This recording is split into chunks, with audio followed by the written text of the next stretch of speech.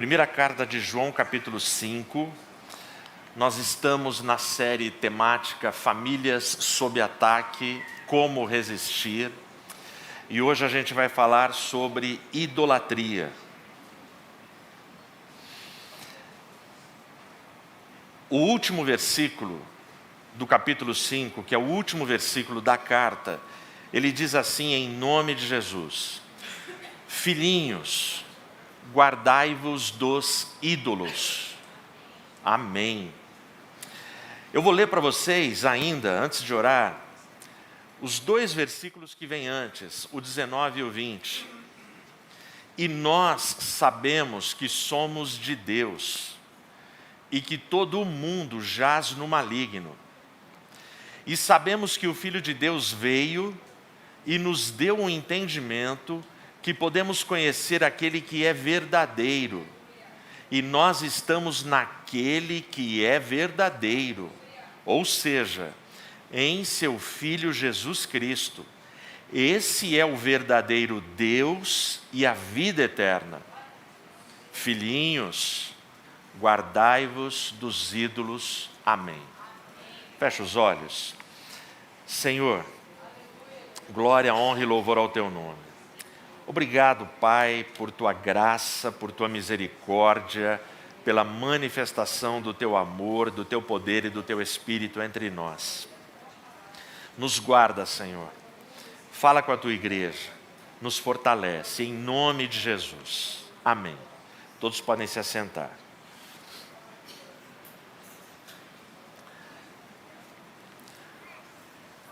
O que é idolatria? Só para a gente pontuar e contextualizar. Idolatria é a adoração de ídolos, adoração de outros deuses. A mente humana, quando ela está vazia, ela é um depósito para que se coloque qualquer coisa. Porque o ser humano, ele tem a necessidade intrínseca, está nele, de adorar. O ser humano, ele transforma em ídolo qualquer coisa. Na hora que ele precisa, qualquer coisa serve. Exemplos na Bíblia não faltam. Por exemplo, o clássico e mais famoso, bezerro de ouro. Para você pensar naquele povo que testemunhou tudo que testemunhou, viu tudo que viu, a mão poderosa de Deus protegendo, libertando, operando, abrindo o mar, e aí este povo, na primeira decepção, entre aspas, que eles julgam que é decepção, porque eles não podem esperar Moisés descer do Monte Sinai, eles fazem um bezerro para ser o Deus deles. Ou seja, a idolatria é algo que está intrínseco no ser humano. E mentes vazias criam deuses. Mentes vazias, quando você não adora o verdadeiro Deus, alguma outra coisa você vai adorar. E a idolatria, ela nos leva a práticas que a gente às vezes pode não perceber que estamos sendo idólatras. Porque é evidente que para uma plateia dessa aqui, provavelmente daqueles que me assistem, eu não vou falar de idolatria em termos de estátuas. Isso é muito óbvio para a gente, para as pessoas. Mas nós temos a tendência de adorarmos coisas, instituições, pessoas, filosofias, ideologias, e colocamos tudo isso como deuses, ou no lugar de Deus. Porque a idolatria é tudo aquilo que rivaliza com Deus, tudo aquilo que se opõe a Deus. A gente vai passear aqui um pouquinho num capítulo da Bíblia, que é o capítulo mais triste para mim, mas eu não tenho dúvida que é o capítulo assim mais, como assim, da vida de Jacó. Eu gosto quando a Bíblia fala que aquelas afirmações: eu sou o Deus de Abraão, eu sou o Deus de Isaac, eu sou o Deus de Jacó. Quando Jacó aparece, eu me conforto, porque se ele é o Deus de Jacó, dá para ser meu Deus. Jacó, aquele que significa agarrador de calcanhar, o nome não significa enganador, mas é o que ele é. Se você pegar a biografia dele, Jacó viveu pouco mais de 140 anos, mas a Bíblia só narra uma década da vida dele. Mas essa década, o que ficou para a gente, o testemunho de Jacó é algo assim cruel. E eu quero que você mantenha a sua Bíblia aberta, você em casa, para a gente passear nesse capítulo. Vai lá em Gênesis, capítulo 34.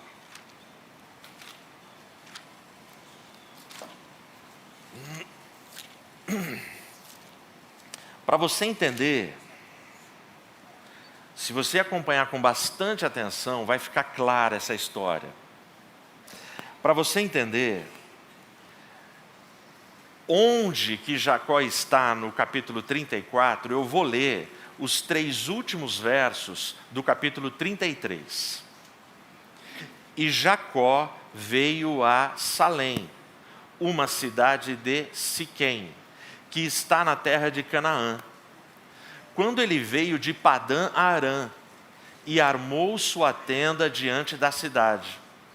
E ele comprou uma parte de um campo, onde havia armado sua tenda, da mão dos filhos de Amor, pai de Siquém, por 100 peças de dinheiro. E ele ergueu ali um altar e o chamou El Elohei Israel. Ele chamou o Deus de Israel.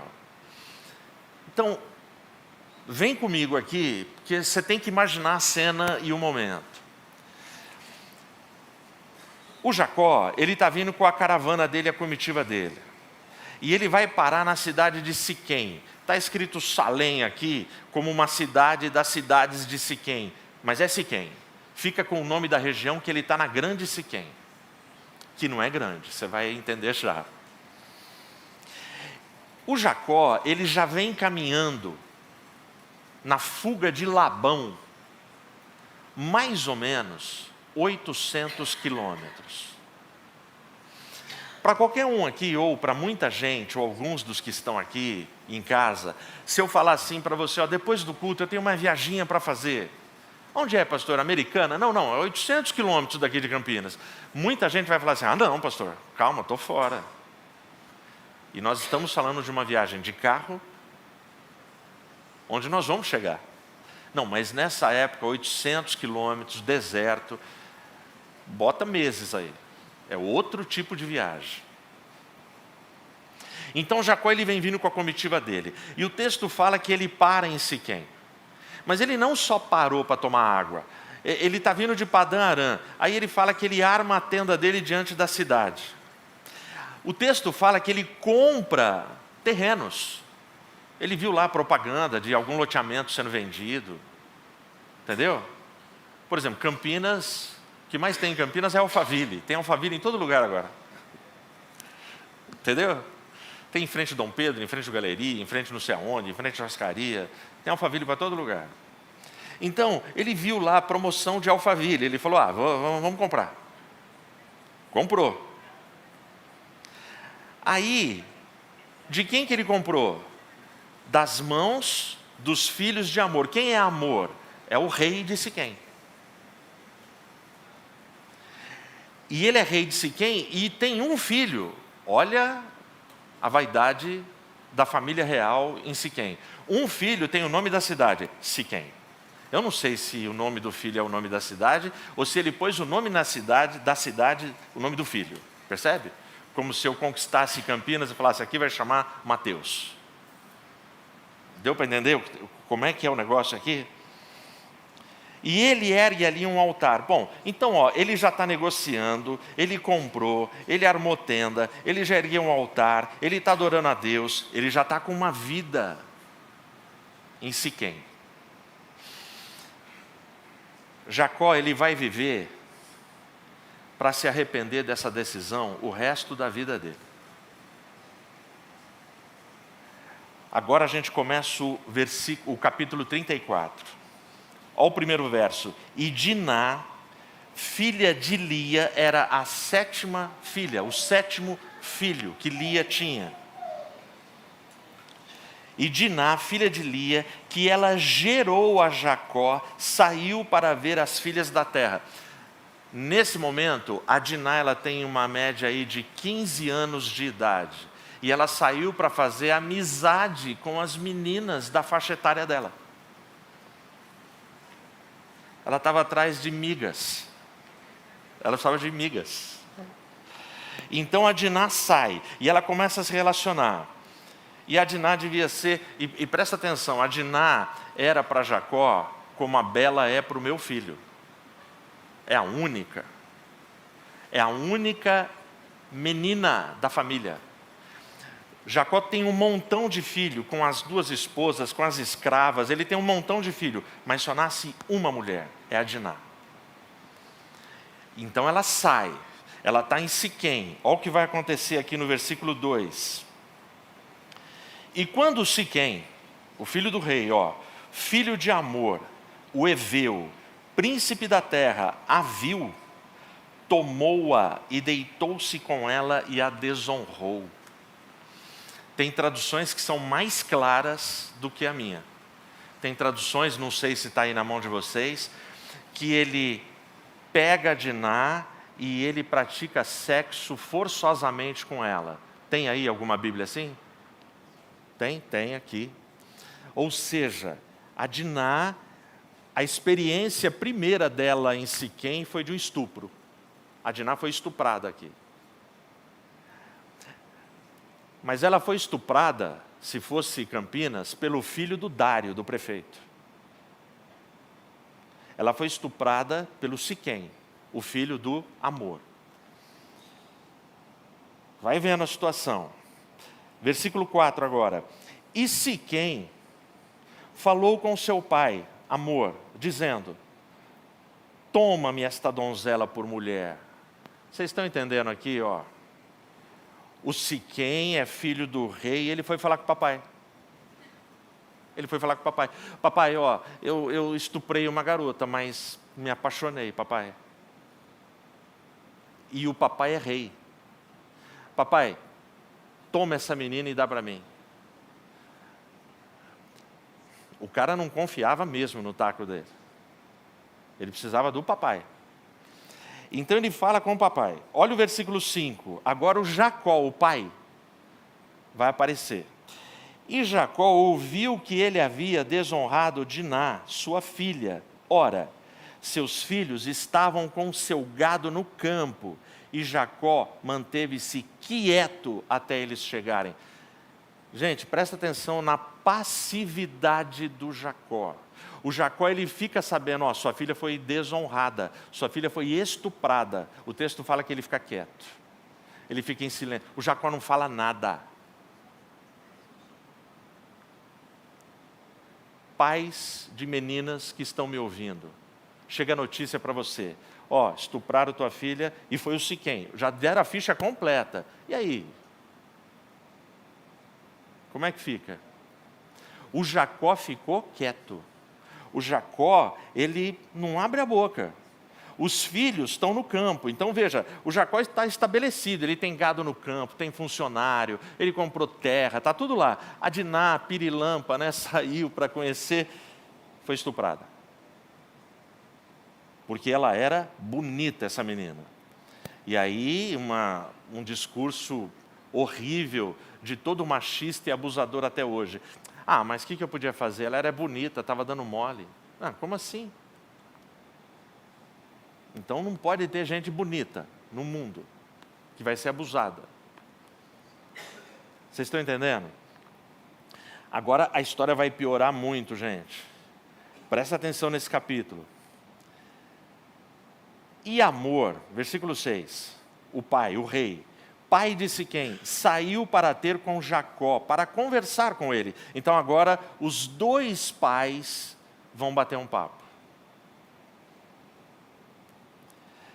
O 7, nesse ínterim, né? O Hamor está indo conversar com Jacó. Olha o que vai acontecer agora no 7. E os filhos de Jacó vieram do campo quando ouviram sobre isso. E os homens se entristeceram e se iraram muito, pois ele havia feito loucura em Israel ao deitar com a filha de Jacó, coisa que não deveria ter sido feita. Olha, a reação dos filhos é bem diferente, gente. O texto diz que os irmãos da Diná, eles ficam revoltados, irados, inconformados. Essa é a primeira vez na Bíblia, o versículo 7, que o nome Israel aparece como uma comunidade.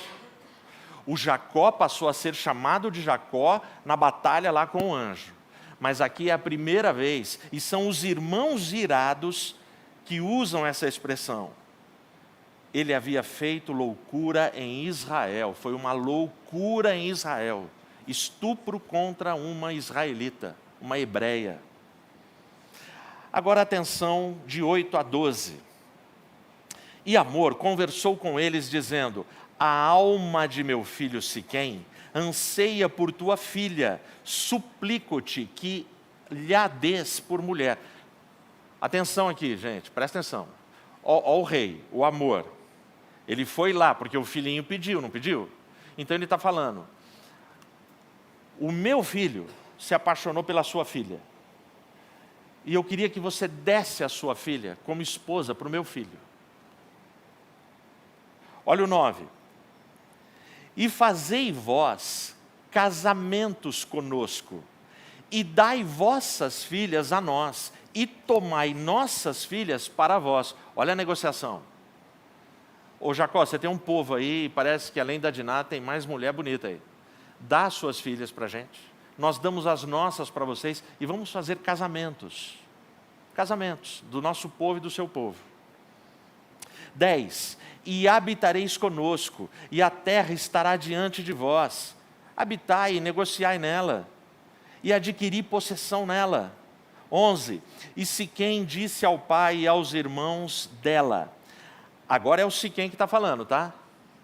O Hamor, o papai, falou, introduziu a conversa. Agora o Siquém, ele cria coragem e começa a falar também. Só agora. E Siquém disse ao pai e aos irmãos dela, ou seja, ele disse ao Jacó e aos irmãos da Diná: ache eu graça aos vossos olhos, e o que me disserdes eu farei, eu darei. Pedi-me quanto mais quiserdes de dote e dádiva, e eu darei de acordo com o que me disserdes. Mas dai-me a donzela por mulher. Vocês estão entendendo que ele ficou louco pela Diná? Ele entra em cena e fala: eu queria que eu achasse graça diante de vocês. E aumenta o dote do jeito que vocês quiserem. Vocês peçam o que quiserem e eu darei. Mas eu só quero uma coisa. Eu quero a Diná. Sabe o que é o triste dessa conversa, gente? Eu li aqui 8, 9, 10, 11, 12, 5 versículos. Não tem um pedido de desculpa. Ninguém pede perdão do que aconteceu. Ninguém quer retratar a situação. Ninguém está arrependido aqui. Aqui é uma negociação. O objeto é a Diná. Um estupro aconteceu. Vai piorar. Continua aí para você ver o que vai acontecer aqui. O 13. E os filhos de Jacó. Vocês repararam que o Jacó continua quieto. O Jacó não fala. É o pai mais passivo do mundo. Se eu fosse uma Diná, eu não queria um Jacó de pai. Se eu dependesse do meu pai... Olha o 13. E os filhos de Jacó responderam a Siquém e a Hamor, seu pai, enganosamente. Presta atenção nessa palavra enganosamente. Porque aqui os filhos, eles estão armando um esquema para dar o troco e para se vingar. Então eles vão falar, mas eles vão falar de forma hipócrita e mentirosa. E disseram, porque ele havia desonrado Diná, sua irmã. Agora vamos lá o que eles vão dizer aqui no 14. Não podemos fazer isso. Dar a nossa incircunciso, pois isso seria uma vergonha para nós. Mas nisto consentiremos convosco, se fordes como nós somos, que todo homem entre vós seja circuncidado. Então daremos nossas filhas a vós, e nós tomaremos as vossas filhas para nós, e habitaremos convosco, e nos tornaremos um povo. Mas se não nos ouvirdes, para serdes circuncidados, então tomaremos nossa filha, e nós iremos embora. Ó, presta atenção. Agora eu preciso voltar no que eu falei agora há pouco, que Siquém não era tão grande. Siquém, ela era uma cidade, gente, nessa época, fortificada por muros, que tinha uma média de 500 a 1.000 habitantes. É uma Pocinhos do Rio Verde melhorada. Entendeu? Siquém é isso. Mas olha o que os filhos na hora. Não, a gente não pode fazer isso, porque vocês não são circuncidados. Mas se todo homem dessa aldeia de Siquém se circuncidar, seremos um povo. Aí a gente pega as filhas de vocês, nós damos as nossas, e ó, está tudo certo.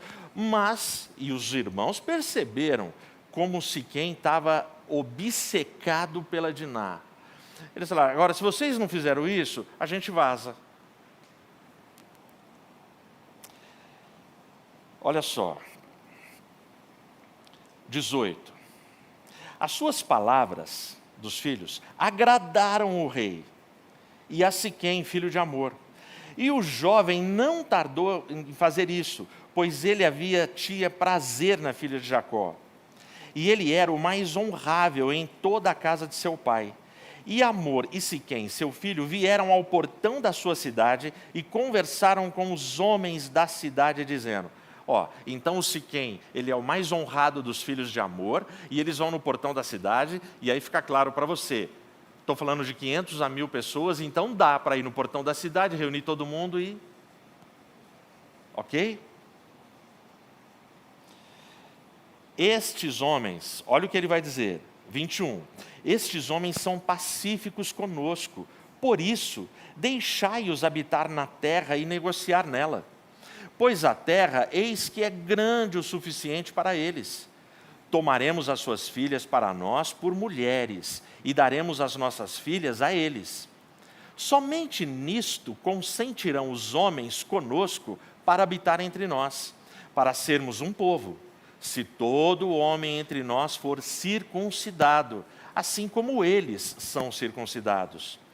Não serão nossos o seu gado, suas posses e todos os seus animais? Somente consintamos com eles e habitarão conosco. Vocês estão entendendo a lógica da proposta? Eles falam para os homens de Siquém, as filhas deles vão ser nossas, as nossas deles, eles vão habitar com a gente, vamos ser um povo. Só tem um negócio que eles estão pedindo, que todo homem se circuncide, senão eles não vão ficar. E aí eles usam, olha como tem enganação, hipocrisia, troca e negociata aqui. Olha o que eles falam para os homens. Gente, na boa, o gado deles vai ser nosso, os bens deles vão ser nossos. O que é circuncidar? Essa é a proposta. Bom, Amor e Siquém, 24. Seu filho, ouviram com atenção todos os que saíam do portão da sua cidade, e todo homem foi circuncidado, todos os que saíram do portão da cidade. Todo mundo aceitou, gente? Agora eu preciso fazer uma pergunta para vocês aqui, só para facilitar a minha vida. Todo mundo aqui sabe o que é circuncisão? Levanta a mão. A maioria. A maioria. Eu vou explicar sem explicar. Ok? Todo bebê israelita, até o 8º dia, tinha que ser circuncidado. Sabe aquela pelinha que tira do menino, do órgão genital dele, que para nós é chamado de fimose? Todo mundo sabe do que eu estou falando? Mas em Israel tinha que tirar. E como é que tirava? Aqui, vai no hospital, tem uma cirurgia, nenezinho, tem uma anestesia, e faz tudo bonitinho, com asepsia, higiene, com cuidado. Lá era uma faca. Eu vi gente fazer assim, ai. Lá é uma faca. Uma coisa é você pegar uma faca num bebê de 8 dias de vida. Esse bebê vai chorar, mas não vai nunca lembrar disso. Agora pega um marmanjo aí, vocês, os marmanjos que estão aqui. Ó, hoje saída da IAP do parque tem circuncisão.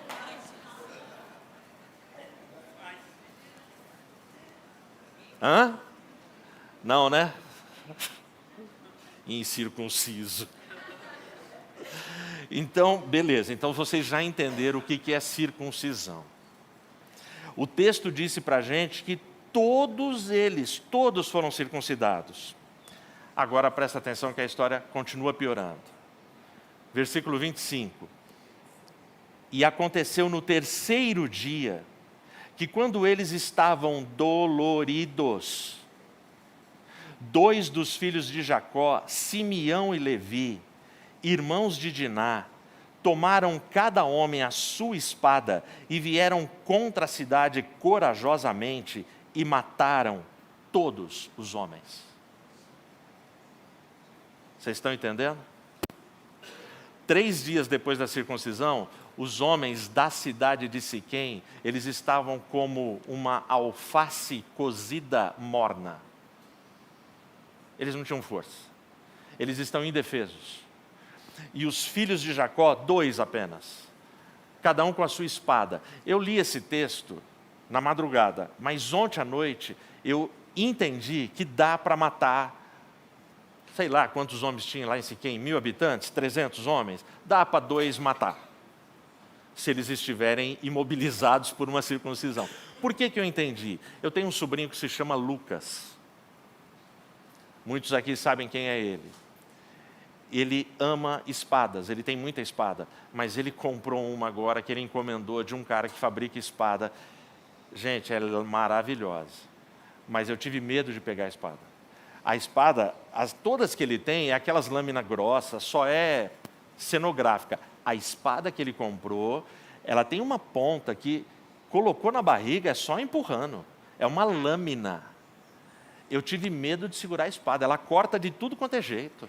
Eu falei, meu Deus, cara, essa é uma das espadas que os filhos de Jacó usaram em Siquém. Eles matam todos os homens. No capítulo 34, gente, não tem redenção. Não tem redenção. Sabe o que tem aqui no capítulo 34? Tem luxúria, tem estupro, tem mentira, tem genocídio, tem uma vingança desproporcional.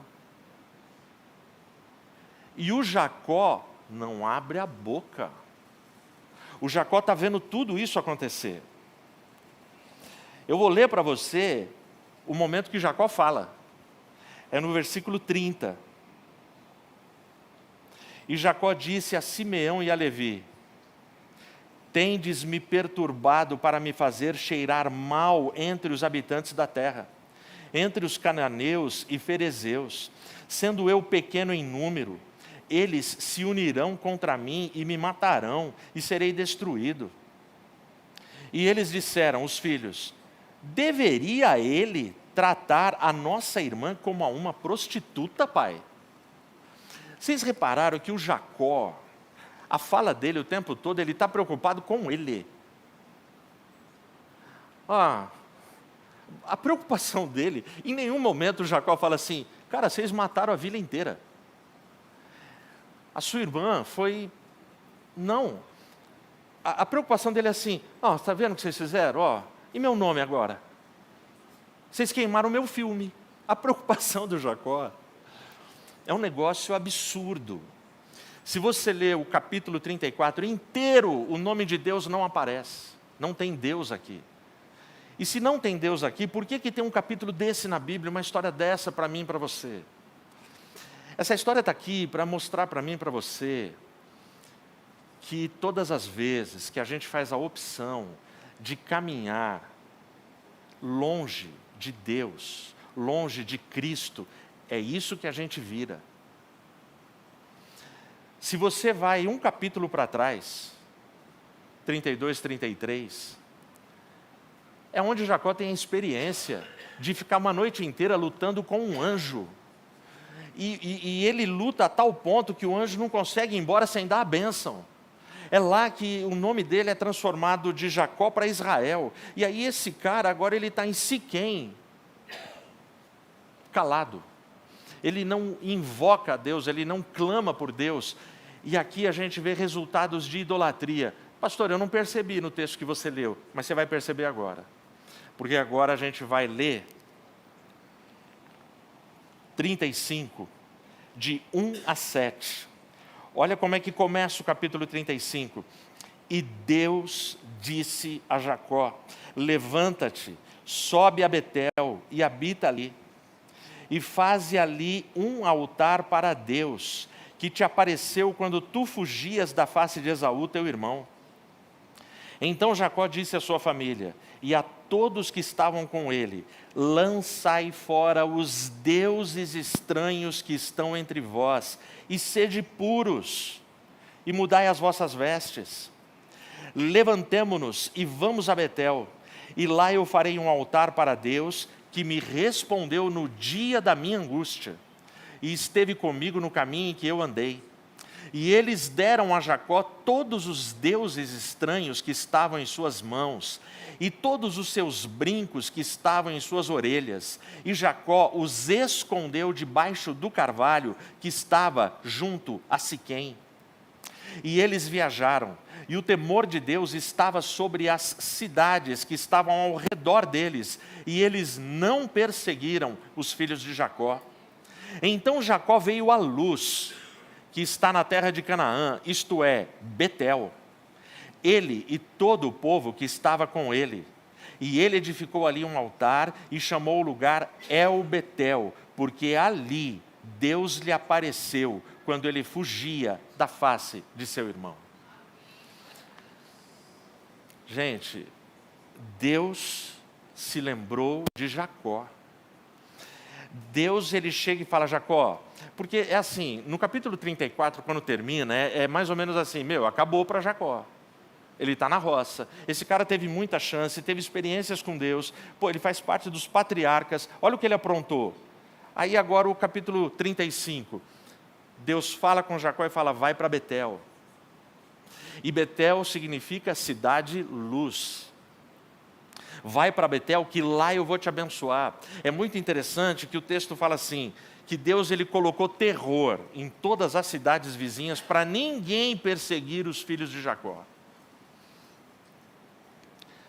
Bom, então diante desse quadro, deixa eu fazer algumas aplicações aqui com vocês. Primeira, nunca vá para Siquém quando a bênção está em Betel. Eu vou te explicar isso, porque a ordem foi muito clara, gente. Vamos lá, de novo, vai lá em Gênesis, agora Gênesis 31, versículo 13. Olha a ordem que Deus deu antes de Jacó começar a sua caminhada. Eu sou o Deus de Betel, onde tu ungiste o pilar, e onde juraste um juramento para mim. Agora, levanta-te, vai desta terra e volta à terra de tua parentela. A ordem de Deus para Jacó era: vai para Betel. Mas o Jacó decidiu parar em Siquém. Porque Siquém, murado, parecia Pocinhos do Rio Verde, tem uma pousadinha. Aí ele chega lá, está tudo baratinho, vou comprar um terreninho, vou ficar por aqui. Presta atenção, lembra que eu falei que ele já tinha caminhado 800 quilômetros? Vocês sabem quantos quilômetros faltava para chegar em Betel, de Siquém a Betel? 30. 30, cara. Você já andou 800. E você vai desobedecer a Deus por causa de 30 quilômetros? Nunca pare em Siquém quando a bênção está em Betel. Ah, pai, mãe, mas ele é o amor da minha vida. Ela é a garota da minha vida. E o pai e a mãe estão falando, não é. Não é. Eu já passei nessa estrada, filho. Eu já passei nessa estrada, filha. Não é. Isso aí é Siquém. Isso aí não é Betel.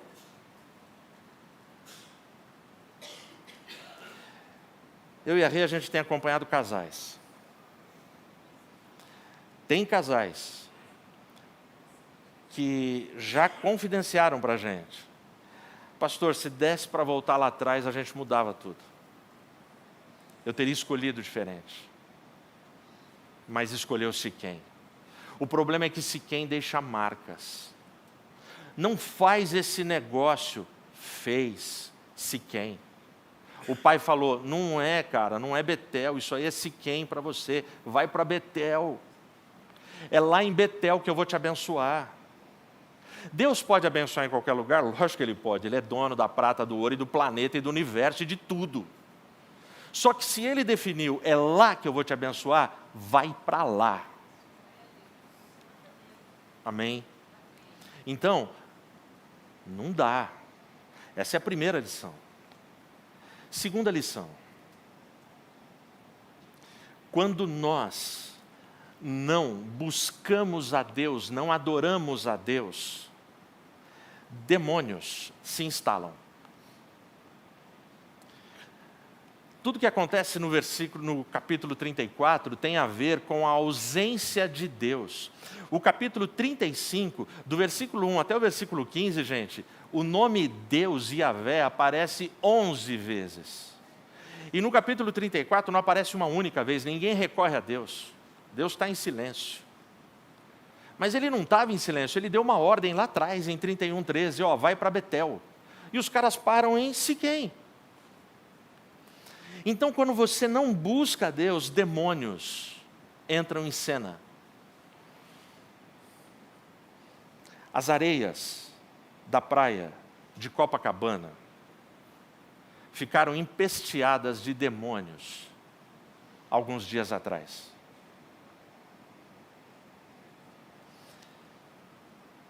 Eu consegui ouvir alguns cristãos liberais, alguns pastores inclusivistas, passarem pano para tudo que aconteceu nas areias da praia de Copacabana.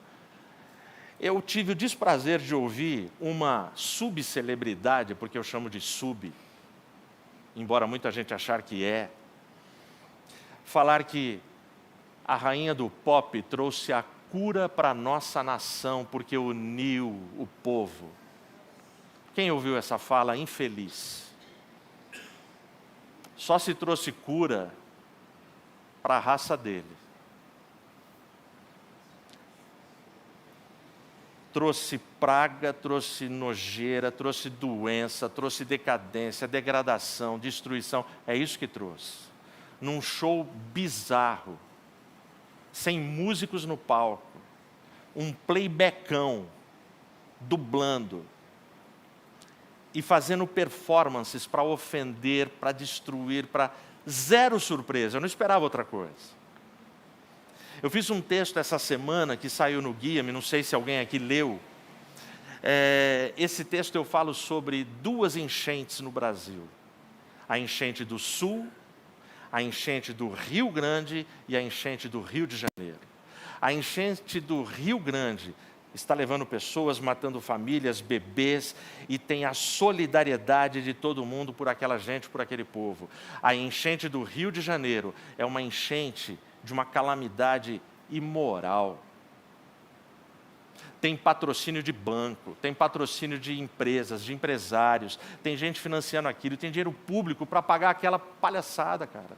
O Will Smith, para não ficar em palavras de pastor, dentre tudo que ele falou, eu separei só 2 palavras. Ele fala assim, que o que aconteceu ali em Copacabana foi uma palhaçada macabra. Pô, então está precisando vir Will Smith, vir caras que não tem nada a ver com a fé para falar o que nós precisaríamos estar falando.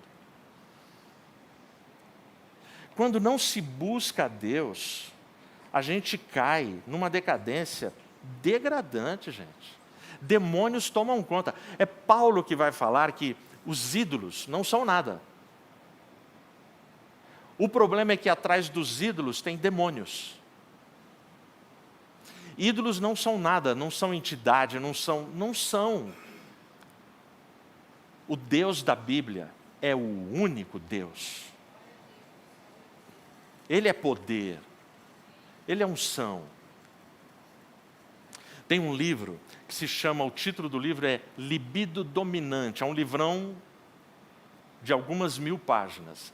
Nesse livro, o autor, ele tem uma tese que o sexo é uma estratégia para escravizar as sociedades. E aí, ele vai um pouquinho mais longe, ele diz assim, que a liberação, a revolução, a libertação sexual da década de 60, na verdade, não foi uma libertação. Aquilo era um controle social da população. Porque a nossa geração, gente, ela é controlada essencialmente pela degradação sexual, que é um Deus e uma idolatria do nosso tempo. Vocês estão entendendo? Quando a gente fala nos abusadores de criancinhas, no livro, o cara também coloca uma das estratégias conceituais dos abusadores de criancinhas. Está lá a criancinha, 3, 4 anos, tem um muro atrás, 5 anos, 6 anos, 7 anos, 8 anos, tem um muro atrás que a protege e que impede esse abusador de chegar até ela. Sabe qual é o discurso? Garoto, garota, esse muro aí atrás tem um nome. O nome desse muro é pai, é o seu pai. Pula esse muro. Transpõe esse muro e você conhecerá a liberdade. É o mesmo discurso do Éden, gente, que está seduzindo toda uma geração. Toda uma geração. Essa semana, numa reunião que eu estava, que você pensa que o que está acontecendo está longe da gente, né? Mas está mais perto do que a gente imagina. Eu estava numa reunião e aí o pessoal falou de uma diretora da empresa. E eu só aqui ouvindo. Que me perguntaram, Ed, você assistiu o show? Eu falei, não. Mas você sabe o que aconteceu? Tudo. Porque notícia do show não para de passar.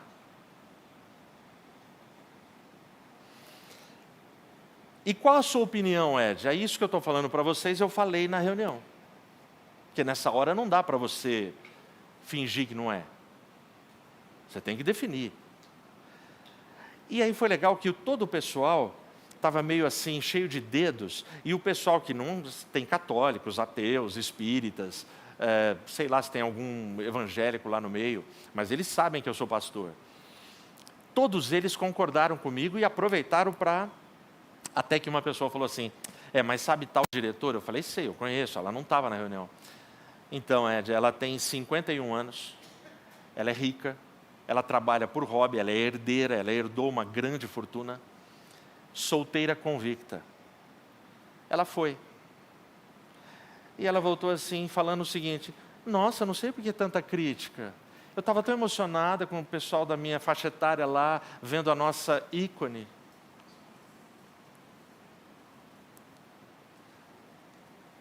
Ed, você sabe onde é que são as viagens dela de férias? Não, Ibiza. Eu não sei se você sabe o que acontece em Ibiza, mas é isso aí que você está pensando. Ou seja, a pessoa tem muita grana, tem 51 anos de idade, e tem uma vida miserável e vazia, gente. Porque parou em Siquém. Porque a pessoa fica em Siquém e nunca vai até Betel. Um dia eu e você estávamos em Siquém. Mas o Espírito Santo falou, Ed, vai para Betel. O Espírito Santo falou para você, vai para Betel. E a nossa Betel se chama Iape do Parque, cara. Eu não sei quantos viram o texto que eu fiz na morte do pastor Cláudio. Cara, eu fui abraçado por aquele cara. O Cláudio, um cara simples, um cara Entendeu? Ele tinha defeitos como eu tenho, como você tem. Ele tinha visões limitadas como eu tenho, como você tem. Mas, acima de tudo, essencialmente, um cara crente. Me ajudou demais. O Cláudio fez eu me sentir, quando eu cheguei na IAP do Parque, em Betel. Depois do Cláudio, vieram outros caras que me fizeram sentir em Betel. Zé Goleiro, falecido pai da Maninha, Manuel dos Santos, né? E outros caras me fizeram sentir em Betel. E hoje, vocês me fazem sentir em Betel. Porque Betel é um lugar que dá para Jacó ir, gente. O enganador, o cara que erra, o cara passivo, o cara que não toma atitude. Deus se lembra dele e fala: Jacó, eu quero você comigo, vamos para Betel, mesmo que você seja esse traste. Deus olhou para mim e falou: Edmilson, você não tem mérito nenhum, mas se eu ajudei Jacó, eu vou ajudar você. Vamos para Betel.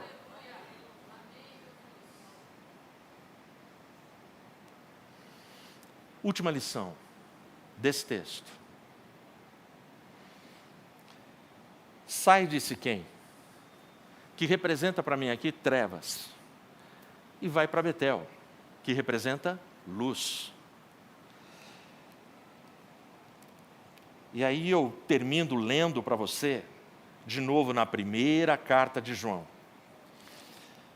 O último verso, que a gente leu no começo: filhinhos, guardai-vos dos ídolos. Amém.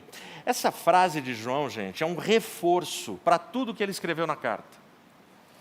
Mas ele dá a dica como é que a gente se guarda dos ídolos. E está no capítulo 1 da sua primeira carta, versículos 5, 6 e 7. Olha o que ele vai dizer. Então, esta é a mensagem que dele ouvimos e vos declaramos, que Deus é luz, e não há nele treva alguma. Se nós dissermos que temos comunhão com ele e andarmos em trevas, mentimos e não praticamos a verdade. Mas se andamos na luz, assim como ele está na luz, temos comunhão uns com os outros, e o sangue de Jesus Cristo, seu Filho, nos purifica de todo pecado. Amém? Qual é a dica do Evangelho? A dica do Evangelho para eu resistir aos ataques é manter-me na luz. Qual foi a dica dada para Jacó? Deus chega para ele e fala: sai daí, cara, e vai para Betel, cidade luz. Existe um simbolismo muito forte aqui.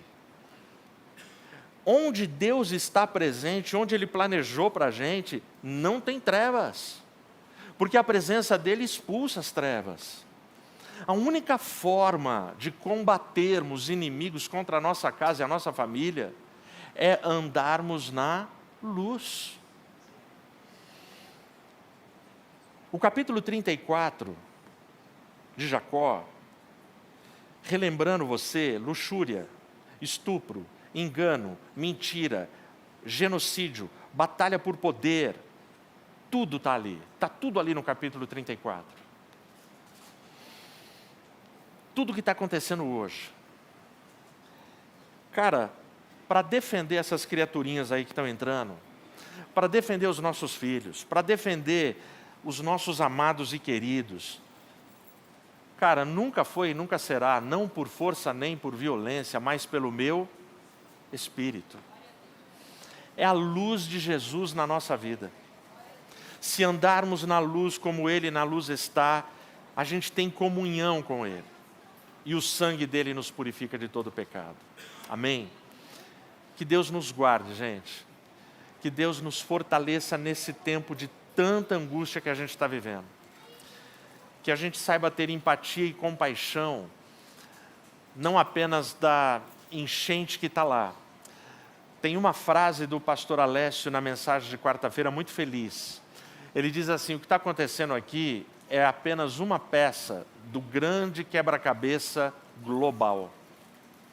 Porque muita gente está vendo a enchente lá e falando: nossa, Jesus volta o ano que vem. Não, mas tem coisa acontecendo no mundo inteiro, gente. Ali é uma peça.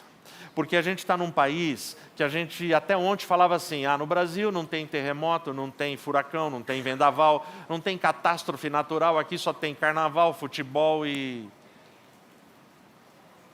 Mas agora tem Rio Grande do Sul. É um tapa na nossa cara, é no nosso quintal. Amanhã pode ser Campinas. Oremos, vigiemos, o Senhor está voltando.